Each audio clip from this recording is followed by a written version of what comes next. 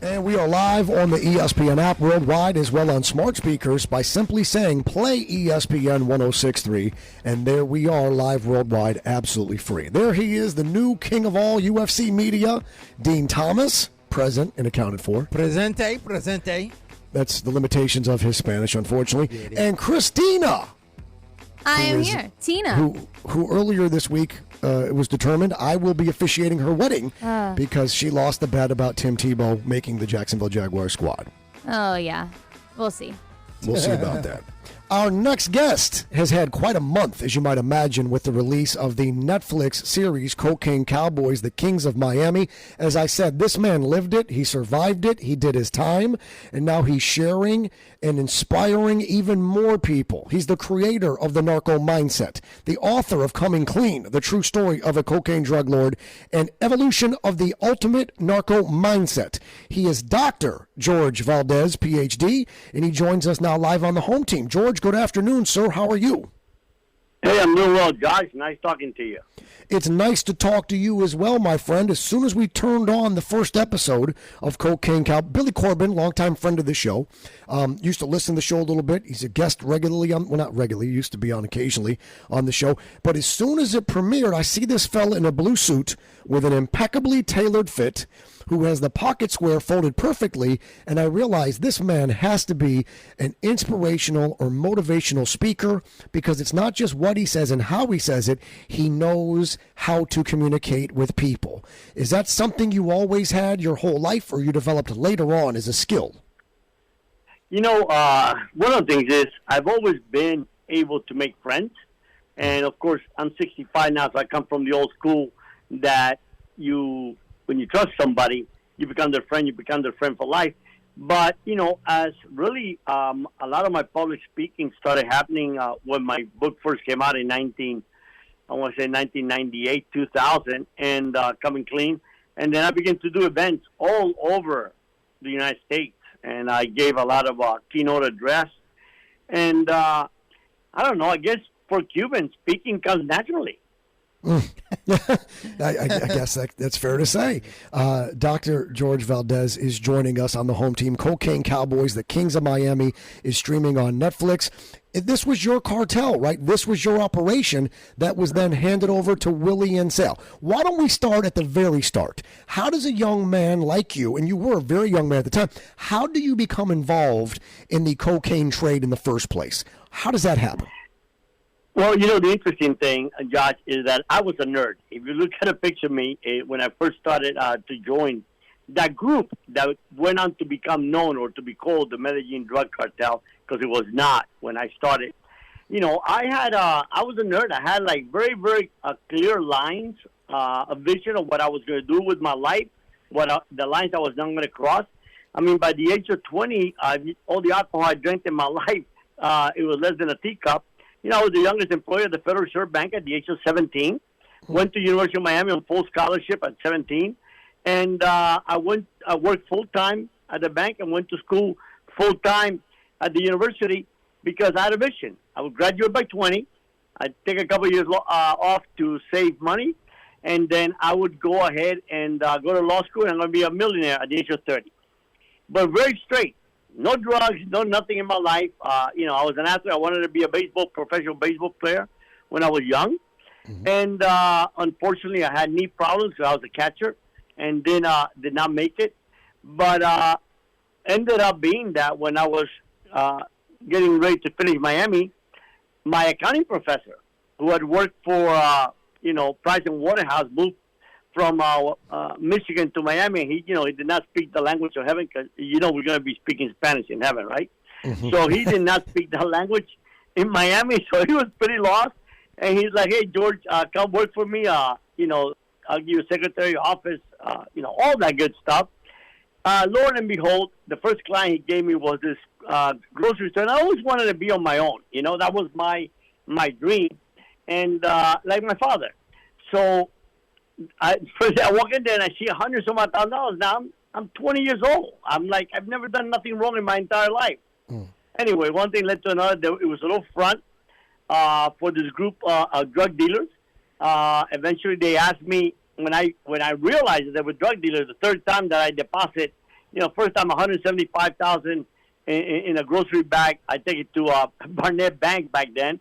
Then the next week it was 95. Third week I see 100, and I'm like, nah, there's got to be something wrong. So I'm like, dude, let me give you a little basic accounting formula. If you buy something for $1 and sell it for $3, that's your income is $2. He says, I said, the problem is I just deposited close to 300 in the last 3 weeks, and all your purchases don't add up to $1,500. What gives? And he's like, hey, I'm a drug dealer. Now, we got to go back to 1976, and that's, I love Billy and Alfred and David because they did a great job of, I turned them down a couple times before, 3 years before, because I was always worried. My biggest fear has always been, I don't want to see a 13-year-old kid out there say, I'm going to drop out of high school, become Sam Willie, become a millionaire, because that's not it. Right. The chances of that happening are nil. So going back to these people, they're like, hey, we know you work for the government. I work for the Federal Reserve Bank. You know how to open foreign bank accounts? I said, I do. Only because I've been involved in an audit of a big scam in Miami in the 74, 75. And he says, can you open this? I said, yeah. He said, how much? I knew it cost about $800, but I just threw a number. Like, I wasn't even interested. I said, 10,000. And they're like, open 3. Well, and that led me to develop one of the most sophisticated. I began to open foreign bank accounts all over the world. Liechtenstein, Tortola, Grand Cayman. Anyway, long story is, within months of that, they wanted to start a shipping company to import bananas, and I actually thought it was going to be bananas, Josh. I was so freaking stupid, man. And I was, man. I just could not for the life of me. Because here I am, I'm signing up to become the president. By this time in my life, I haven't had a traffic ticket. I haven't done nothing wrong in my life. Focus on my vision. And they're like, I realized after a while that it was not going to be for bananas. Lo and behold, they asked me to run all operations. This is back to late 76, beginning of 77. And these people were bringing in, at the beginning, 200, 300 kilos, and then we led toward the end of 77, we're bringing 600, 800 kilos. And, Sal his father was my father's best friend. They saw each other every night. It was three elderly Cuban gentlemen, and after dinner, they would go to each other's house for coffee. They did this till they died. Yeah. And every time that my dad go, he would be telling us, they had no idea what I was doing. Because we had a lot of legitimate business. I went to my office at 6:30 in the morning with my suit just like that. And then I came home at 6 o'clock. We ran this like a business. We were not drug dealers. We were business people. You're business people, but you're a young man, and as you said, a nerd that was straight and never in trouble. And suddenly someone tells you, well, this is why there's this cash in these grocery bags. We're drug dealers. And at some point, you've got to think to yourself, like, I know this is wrong, but this is also the American dream of capitalism. Was there a moral dilemma for you? Some of it's exciting because you're too young. Most of us are to recognize, the obviously risks involved. But for you, as you recall being the young man in that spot, was it more exciting for you or more fearful because there was a dilemma and what could be and what could go wrong in the end? It's a combination of things. Number one is seeing these people making hundreds of thousands of dollars, and here I am now making $1,000. I was making $3.50 an hour at the Federal Reserve Bank when minimum wage was 85 cents. So seeing them do that and me and then being tempted when I first start opening foreign bank accounts, there's no money laundering law, so that's okay. And then one thing led to the other, and then I realized that, at the end of the day, I'm going to do this for a short while. I'm going to make money, and I don't have to worry about saving for my law school. But, it's a moment where and this is what I tell people, is like with everything. I tell people my ex-wife, I've been married now, God bless, 24 years. My ex-wife, I cheated on her the first time, and I couldn't sleep for a week. Second time, I could only sleep for 3 days. After that, I slept like a baby. And it's like that with everything that we do wrong in life. We got all kinds of ways of justifying things. But once we jump, then it just becomes easier to stretch that line. And then I start realizing, here I am making all this money. In mid-77, all of a sudden I'm making $1 million a month. And it's like, This is like unheard of. I mean, this group was making anywhere between $50 to $60 million a month when there was no cocaine in Miami. So this is something that was always very interesting, because when I gave Sal a chance, it was against my partner's wishes. Why? Because they didn't want to ever do anything in Miami. Our whole production was being bought in California. We were selling to all the movie stars. And that's another thing that, for me, allowed me to stretch that line, because here's the people I always wanted to be like, the rich and famous, Hollywood celebrity. And I see them paying $70,000 for a kilo in California, and none of us did any drugs at this time. So I'm like, hey, you know what? Who cares, man? This must be nothing wrong with this. And it's just a business for us. Nobody's getting hurt. And that was really the key to our biggest failure.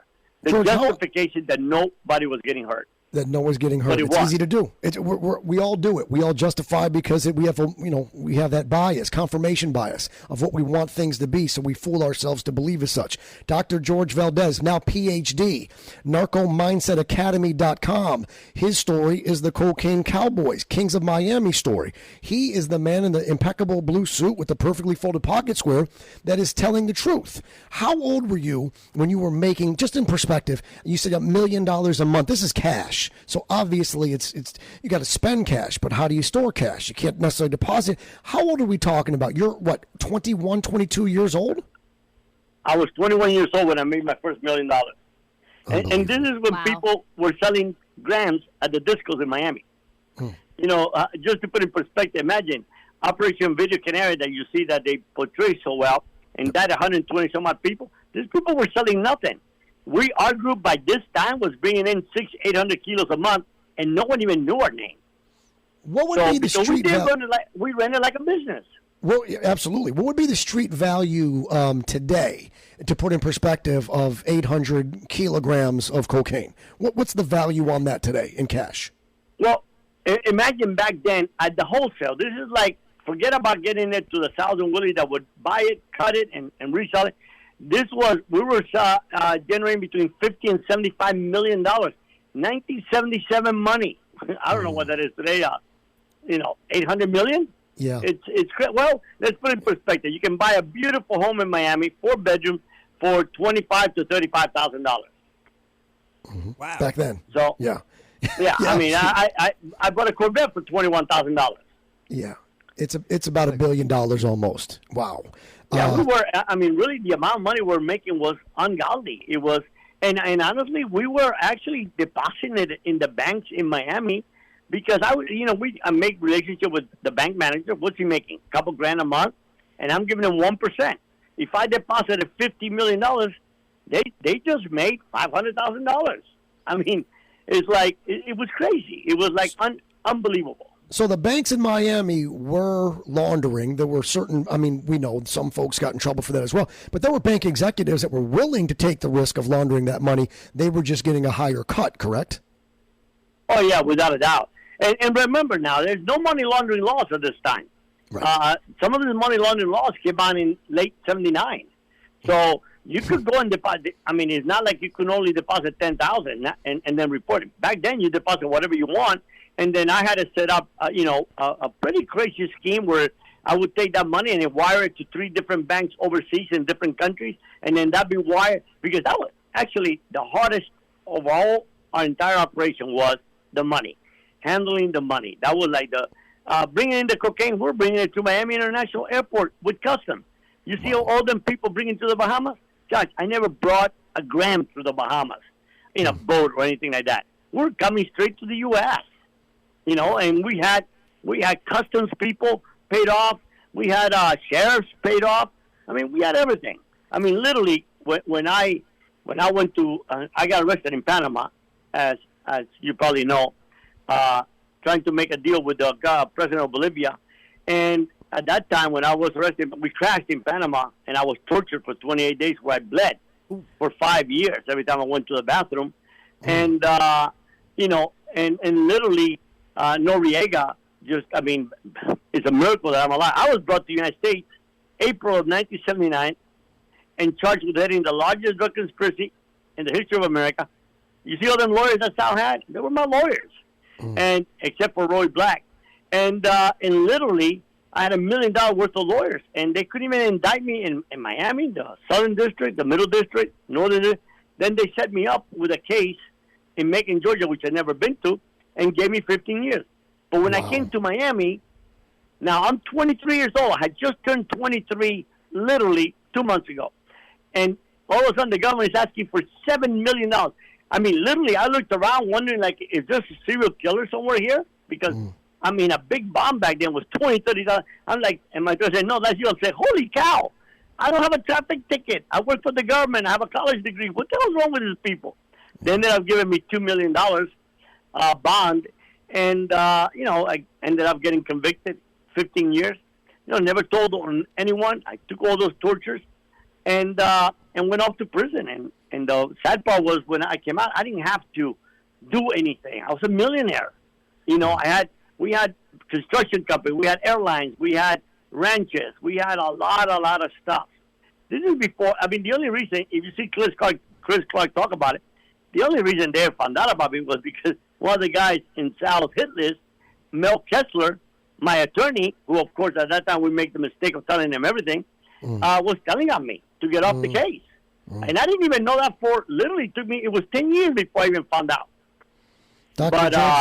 Dr. George Valdez, Ph.D., is joining us on the home team. Cocaine Cowboys, the Kings of Miami. You need to check his website, Narco Mindset Academy, for the books and for the podcast and for the speaking engagements and how now Dr. George is inspiring and motivating because it's about redemption. It's not about how you get knocked down. It's about how you get back up. As you note, by the way, in the documentary, and that's the same mindset that we keep. Dean, you teach that to your fighters. It's not how many times you get knocked down, it's how many times you get back up, right, Dino? Yeah, absolutely. I mean, and this story is fascinating. I mean, he's been through so much, and I mean, to have that story to have gone through so much, and to still be here today to tell it. I mean, that is fascinating. George, you're very lucky, Doc, obviously, to get to be alive, but to change so many lives, you're in a great position. The movies, not the documentaries, but the movies. What do the movies get right about the cocaine empire business, about the cartel? What do the movies get right about that aspect? Actually, I watch them all because they're fun. They're entertaining, and I laugh because I happened to be there when it all started. I happened to be there before Pablo Escobar even existed. And, you take American Made, for example. I tell you one movie that gets it right. I think it was the movie, with Michael Douglas. Traffic. Traffic, yeah. Yep. Traffic was very, very, very right in that, in the way that you have a demand in America and then someone's going to supply. But, American Made that you saw with Tom Cruise, a lot of those airplanes, this is when Sal and them were bringing boats through the island. A lot of those airplanes that you see there with Barry Seals really were not Barry Seals. A lot of those airplanes were ours that we were bringing in through Louisiana. And so, they found a lot of the stuff with Pablo is not real. I mean, I'll go on record to say that Pablo was not the wealthiest Colombian. He was not the most powerful. Was he the most ruthless and the most horrific human being? Yeah, without a doubt. That's what he was. But in reality, there were people, Josh, that could buy Pablo 2-3 times, and no one till this day knows their name. Because, again, we were part of a different era. This is why when I found out that Sal and Willie, and I mean, I love Sal to death. I mean, we grew up literally together, that they're running boats. I'm like, dude, you're a freaking drug dealer, man. You're not a celebrity. What the hell's wrong with you guys? You think that you're going to slap the government in the face and they're just going to walk away? And it's sad because, it's fascinating that life. I think that the guys that get it the best is Billy and Alfred in this Cocaine Cowboys, because they're able to show both sides. Yeah, it's glamorous, it's fun, but there's a lot behind that has never ever been told. That I think it brings a different perspective, because one of my fears always was that every time you see a Cuban now in Hollywood, he's a narco, and we're not. There's a lot of good people that work really hard to create a good name, and like my parents. And then what did I do? I just screwed it up for what? For the greed. I mean, and the power. Power is the most insidious of all drugs, and that's why it's very, very sad. But I think that Alfred and them and Billy have done a great job of showing that, hey, look, this is not what it looks like. There's very few people who ever get to a level. I mean, literally, I handed the entire operation to Sal and Willie in a silver platter. All they have to do was follow the instructions. And Who to stay bring off it the in, radar. And who stay off sells of it. TV racing boats, right? And stay off the radar. Exactly. I mean, what the heck? Jeez. You know, I have a hard time understanding how smart he was when you're a freaking fugitive and you're on ESPN. I mean, for real. I mean, check till this day, there's not a single wiretap on me, and there's not a single compromising picture. And I brought in thousands and thousands of kilos that I regret. But Because you didn't want to be famous. You didn't want to be famous. You wanted to be wealthy, and that's the difference. yeah, I mean, you know, Billy asked me a question. It didn't come out on the show, but it's like, how come it was so easy for you to walk away from that world, and it was so hard? It's so hard for you to take Pablo, you take El Chapo, you take Sal, Willie, all of them. And I answered it really quick because no one ever asked me, and it was funny. Later on, I thought a lot about it. I said, Billy, because I didn't consider myself a drug lord. I was a businessman. And when I realized that this business now was hurting kids, that this business now you have to carry a gun. I mean, the guy that started this whole operation, that ended up setting Sal where he is, he told me when I first started, I was 20 years old. He's like, son, the day you have to carry a gun to deal with somebody, you have no business dealing with that person. And then all of a sudden I come out of prison in the world. I mean, I went back, you know, and I went to see Sal and them. They're supposed to have owed me a ton of money, but of course they said they had retired, and I believed them because otherwise it would have been the biggest betrayal in the world. Because literally, man, when I went to prison, I said, look, here's the money for 10 keys. Or they're like, we'll give you half of everything we're bringing. I said, no. Sooner or later you'll realize that I'm in jail and you're risking your ass out here. So just do me this favor. Here's the money for 10 keys. Buy them, bring them in, sell them, save me the money. When I get out, I didn't get $1, which I thank God because I'm going to believe that they did walk away. They didn't have no money for me. Otherwise, it was just a bunch of scumbags betraying me. So realistically, George, what did they owe you? Realistically, when you handed the business over and you went and did your time, and when you got out, what realistically should they have given you? Well, according to some people in Colombia that have knowledge, you know, over $15 million. But like I said, I was able, Josh, to swear on the Bible in a courtroom that I had no knowledge that they had gone on because the only way I could correlate I'm in prison, so I'm not there. Right. And the only way I could correlate is if they had paid me, if they had given me my money. But they didn't. So, and I was glad because if it is true that they stayed, like the case shows, and they didn't pay me, it was the biggest favor anyone ever did me. That's a good way to look at it. Yeah, it's a good way to look at it. So, and at the end of the day, money. Look, when I get arrested the second time, I had walked away 3.5 years. All the government wanted was my money. It was like lots of money, little time, little money, little time. No case, no nothing. Anyway, I ended up forfeiting, you know, in my accounting over $60 million, and I went to prison with nothing. And I tell you when it really dawned on me. I walked into the prison cell after I just forfeit everything to Jeff Sessions, Trump's Attorney General, and I walked into the prison. I hear this guy go, Milky Way, and I'm like, man, what is the big fuss? And this other inmate says, oh man, you gotta buy them. It's only $1, but they only come every 2 months, man. And I'm like, damn. Early this morning, I'm worth $60 million. I don't have a freaking dollar to buy a Milky Way. $60 million to now not enough money to buy a candy bar in the same day. Yeah, and I mean, when I went through, when I got out and I was going to school, my date with my wife now is we'd go to Barnes & Noble, we take our own coffee and go read books because we had no money to do anything. I'm living on scholarships. And but you know what? My life began to have meaning because I've always thought, what is the meaning of your life? You know, I wrote a blog. I'm 21 years old. I date the most beautiful supermodels in America. I have jets, yachts, and I want to die.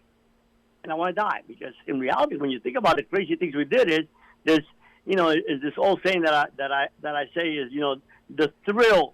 I mean, the agony of victory and the thrill of defeat.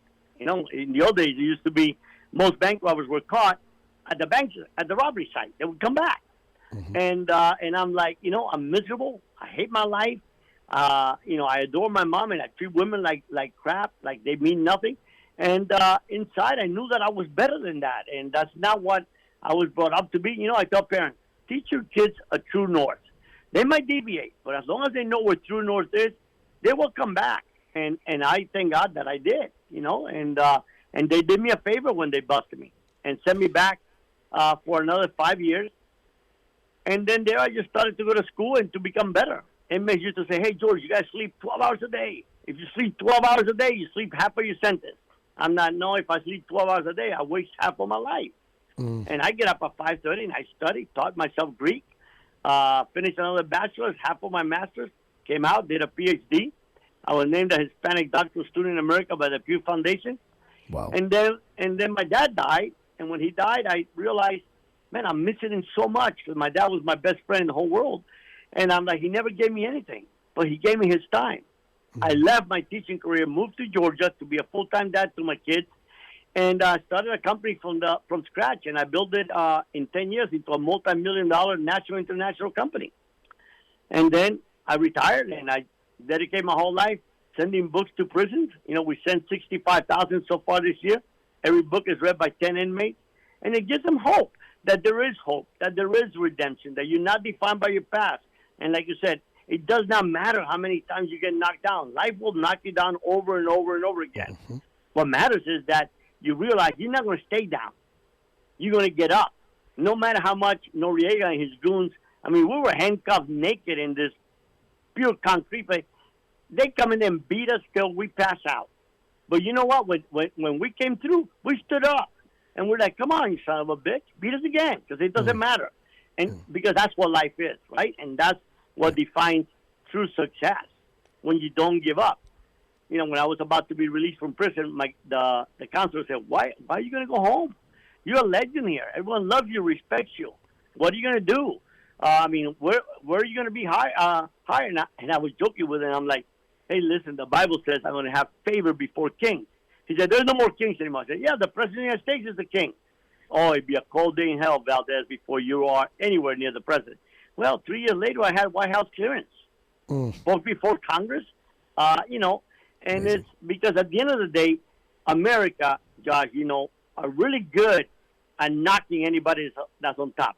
But what I really believe that makes us greater than anything is our power to forgive and to lift up those that redeem themselves, And that's what I tell kids. I said, look, you can become anybody you want to be. If George Valdez changed, you can change. If you just got to want it, and you got to be in there in the fight and take as many punches as it gives you, because sooner or later you will come on top. But, it's very, very difficult. It kills me for Sal. He could have been freed right now. He could have been freed 3-4 years ago. But, redemption. Exactly, man. Ego is the worst thing in the world. It's about redemption. Yours is a story of redemption. It is a remarkable story about realizing it's never too late in life to become what you might have been, and the fact that it's not about how you get knocked down, but how you get back up and how you can positively impact the lives of others. That's what drew me to this immediately. The books to the prisoners. I always say, with hope, anything is possible. Without it, nothing is. And you don't got to be, you don't got to be great to start, but you got to start to become great. And that's why we appreciate you. The website is narcomindsetacademy.com, narcomindsetacademy.com. He is Dr. George Valdez, PhD. Cocaine Cowboys, the Kings of Miami, streaming now on Netflix. Best of luck to you with all future endeavors. We hope to talk to you again soon, and keep changing the lives and making the lives of others better. We appreciate you, sir. It was a pleasure to have you. It's a pleasure to be with you, Josh. And anytime you need me, just you know how to get a hold of me. I'll be my honor to be with you. Looking forward to it again next time. Thank you so much, Doc. There he is, Dr. George Valdez, PhD. His story is a remarkable one. Follow him on Twitter and visit the website, narcomindsetacademy.com. Dean, I get goosebumps talking about it because it's the themes that you and I preach constantly and try to live. It's never too late to become what you might have been. You want to do something to make the life of somebody else better and help them realize the potential. Here's a guy that went to jail, $60 million in the morning, couple hours later can't afford a Milky Way candy bar, but knowing that this is what he needed and had to have happen in his life so he could actually have meaning in his life. That's pretty remarkable. Yeah, I mean, the stories that he probably has and the things he's been through is crazy. And I know he just got to be able to appreciate the fact that he's out now and is able to actually preach the goodness to people. So that's great. And make no mistake about it, folks. We're not here to glamorize crime. People are drawn to the idea of the bad guy and beating the system and money and the lifestyle. Of course, it's human nature to want to be a little bit dangerous and to get something for nothing and to live a life thereof. We're not preaching that at all. This is not someone who suddenly found God because they were in trouble or were sorry because they got in trouble. Lots of folks seem to find God on death row or they're terribly sorry once they've been caught. This is someone who recognized, this was probably not a good idea. I did this the wrong way, and there's a greater purpose in life. And that's what I respect, because it's not what, it's the why. And his why is good enough for any of us.